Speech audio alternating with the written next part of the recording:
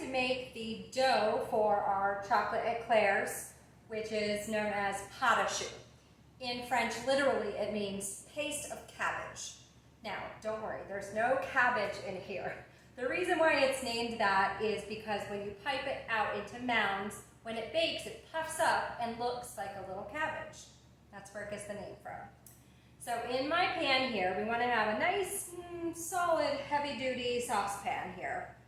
I have a cup of milk and a stick of butter. And I'm just bringing it up over about medium-high heat until, first of all, the butter is melted, but also so I see pretty good bubbles around the sides of the pan. So I see that. I'm going to take it off of the heat, add my bread flour. This is 6 ounces of bread flour that I have weighed out. And then first, gently stir to make sure that we don't shoot the flour out of our bowl.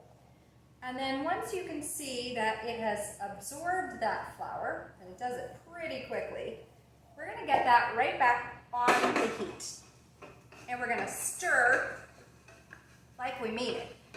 So you really have to move that dough around the pan, but make sure that it stays in the middle of your burner so we're really getting that good direct heat from underneath. We are going to continue to stir until we almost see a film form on the bottom of the pan. And I know that sounds like kind of an odd thing to look for, but it's a really great indicator to know that you have cooked this initial part of your dough enough to where we can get it off of the heat.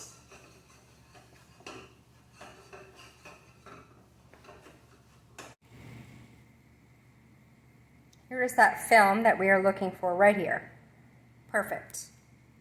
Now that I know I have cooked my dough long enough on the heat, I'm going to add my very, very hot dough into my mixer. And I'm just going to run it on low speed, fitted here with the paddle attachment. Run it on low until we don't see any more steam escaping. And when you touch the bowl from underneath, it's not hot to the touch, it's more warm. And that way we know we are cool enough to the point where we can add our eggs without curdling them. So my dough has been cooling for about 3 or 4 minutes here. I've already cracked my eggs into a measuring cup, and we want to make sure that our eggs are definitely at room temperature. This dough does not come together very well if your eggs are cold right out of the fridge. If you forget to take them out of the fridge a couple hours in advance, just put them in a couple of changes of hot-ish water, not super hot. You don't want to, again, cook your eggs. But just put them in a couple of changes of that nice warm water, and they'll come up to temperature pretty quickly. Definitely don't see any steam coming from the mixer anymore. When I hold my hand underneath the bowl, it's warm, but it's not hot, so I know I can start adding my eggs. If you pour slowly, one egg will kind of plop right in there. And then after you see the egg is not going to fly up in your face, we're going to crank up that speed and help it get incorporated.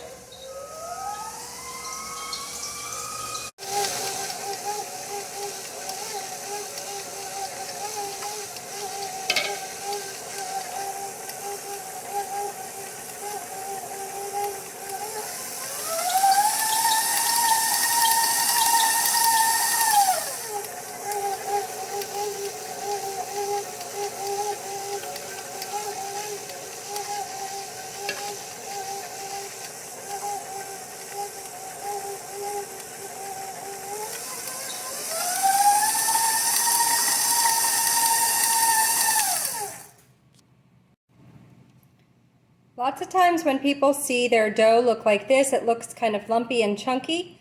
They get nervous because they think they did something wrong. We're going to add one more egg and everything should smooth right out.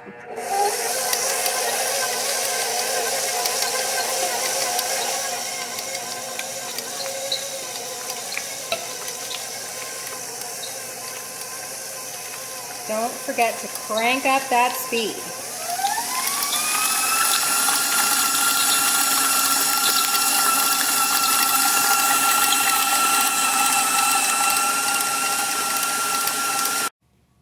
did wind up adding 4 eggs total to this recipe, but I never like to tell people it's always 4 eggs because at certain times of the year, the eggs can have more moisture than at other times. Also, sometimes your eggs are this big, sometimes they're this big.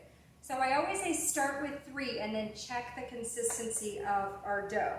After adding 3, we could see it was still kind of lumpy and chunky, so we knew we weren't ready. So the correct consistency is if you pick your dough up and it falls down in a V and then it'll wave at you, you should be perfect. We're also going to be adding a little bit of liquid to this. We're going to add some vanilla bean paste to the sweet side and some mustard to the savory side, so I don't want to add any more egg here now. I'm going to show you how to make a sweet side of this and a savory side. So I'm going to take half of my batter out using a wonderful tool called a bowl scraper. Just looks like this. It is flexible plastic, so if you fold it like this, you can really scoop that stiff batter out. It works perfectly. And then I'm going to add a little squeeze of vanilla bean paste. Typically, pâte à choux doesn't have much flavor on its own. It's really all about what you add to it to give it that flavor. So I'm going to add a little bit of vanilla bean paste to this. Make sure that you work it in. You can put it back on the mixer if you want, but I'm just going to use my bowl scraper for this. And then I'm going to get this into a piping bag, and we'll turn the other half into our savory side. The savory version that we're going to make today is what's known as a gougère. That's just fun to learn how to say. You definitely impress people with that word. So I'm going to add a little bit of some really nice whole grain mustard so you can actually see those mustard seeds in the dough. I'm going to add some Parmesan cheese, some freshly grated black pepper. We are going to add some garlic powder, some chopped up scallions, and some chopped up parsley, just to give some really nice flavor. Typically a gougère has some type of cheese in it. I'm adding Parmesan here because it has a lower moisture content but a high flavor. We don't want to add too much moisture to the batter. So something like that, or Manchego, Pecorino, something along those lines that doesn't have a ton of moisture is a good bet. We don't want something really soft like a brie that's going to add way too much moisture. Make sure that we just work all that in, and again, we'll get this into a piping bag after it's done. So now for the fun part, which is piping. I have showed you a few times how to fill up a piping bag. You can go back and review the churro video or the angel food cake video if you want to learn how to fill up a piping bag. So if you are uncomfortable or unfamiliar with using a piping bag, I definitely would suggest tying it up here with either a piece of twine or a heavy-duty rubber band. But since I have some experience, I'm just going to twist up here and make sure I'm pinching up here with my thumb and forefinger and then squeezing with my other 3 fingers and my palm. So we're squeezing from the top and not the tip. When we're making our eclairs, we want to kind of give ourselves a little bit of a stopping point. So I'm just using my finger as a stopping point and then squeezing. If you want a little squiggle in there, you can kind of wave it back and forth. And you can either twist your bag like this to cut it off, or we're going to make another one here, about 4 inches in length and about an inch in width, and literally cut off here with my kitchen shears.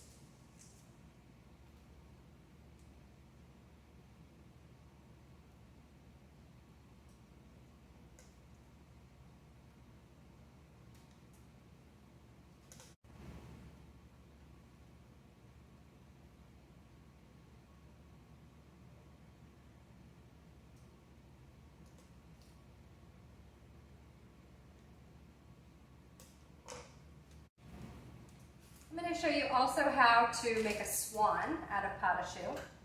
Really fun thing you can do, especially with kids. So I'm just going to hold my piping bag perpendicular and just squeeze a nice little circle and then pull it down and out, so we wind up with a nice little kind of shell shape there.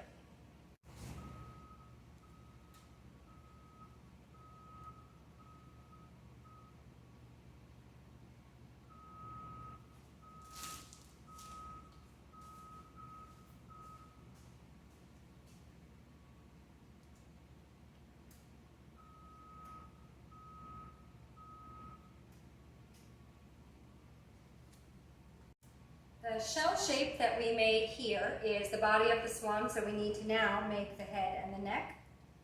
So I'm going to start with a little circle, just straight up and down, and then I'm almost going to make a number 2.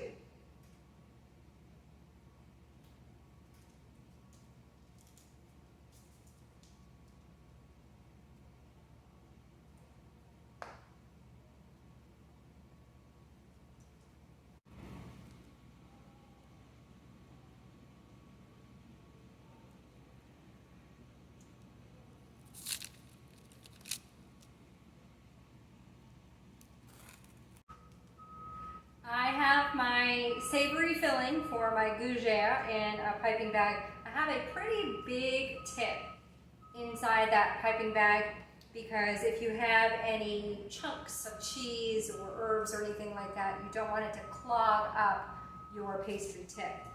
So we are just making essentially mounds here, and if this didn't have cheese in it, it would just be called a savory profiterole, but since it has cheese, it's called a gougere. So you are essentially learning 2 different things when you're learning how to make this. So just hold your piping bag perpendicular to your sheet pan. Squeeze, give a little wave back and forth. And then I am just going to snip with my shears. You can give a little kind of twist up at the top, but then sometimes you'll wind up with little peaks.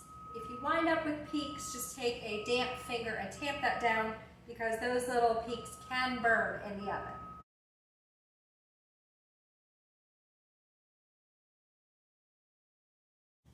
Our eclairs and our gougères are out of the oven, and as you can see, they puffed way up. So we've trapped all the steam inside those layers of gluten, and it makes it rise up quite a bit. So I just put a little hole in the end, and that helps the steam escape and it helps them dry out on the inside. So you can use a filling tip like this one to put your pastry cream in the center. Or the kind of easier thing to do is just to use a serrated knife, cut it in half, open it up, and then we can just fill that way.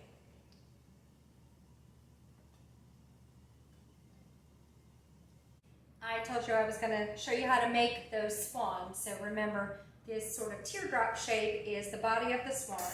So I'm just going to cut the top off. Using a serrated knife makes this job much, much easier. And then that little top that we have cut off, we're just going to cut in half lengthwise. Then I'm going to get my number 2, which is my sort of my head and my neck. Put a little bit of pastry cream in as glue, and then fill up the sides to really kind of stick it in there. Then we're going to place these back on the side, and that is going to be the wings of the swan. There it is, super cute. And just give it a nice good douse of powdered sugar to turn it white. Last thing we will do with our eclairs is once they are filled with the pastry cream, we're just going to dip them quickly into our ganache. And ooh, doesn't that look good? My favorite thing to put on top of those is just a little flaky salt. This is called Malden salt. It has really big crystals, so you can really kind of bite into a piece of it. And salt and chocolate go really well together. This is something I cannot resist, so I'm going to go in for it.